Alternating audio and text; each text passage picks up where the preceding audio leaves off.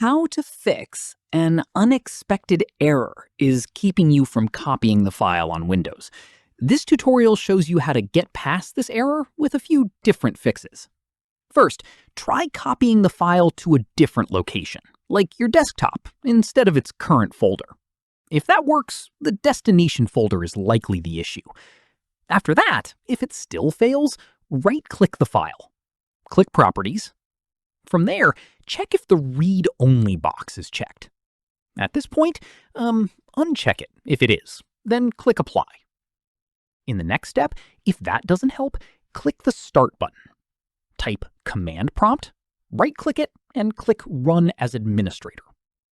Following this, type Check Disk, followed by your drive letter and colon, then /F, and press Enter. Once done, let Windows scan and repair any errors it finds on the drive. From here, if the file has a very long name or path, try renaming it to something shorter. At this stage, shorten the folder path too, if it's deeply nested, since Windows has a character limit for file paths. Keep in mind, this error often points to a corrupted drive, a restrictive file permission, or a path exceeding Windows' character limit, so testing each of these usually narrows down the calls. Finally, restart your PC and try copying the file again to confirm the error is resolved. And that's it.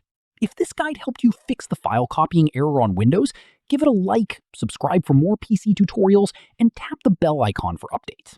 See you in the next one.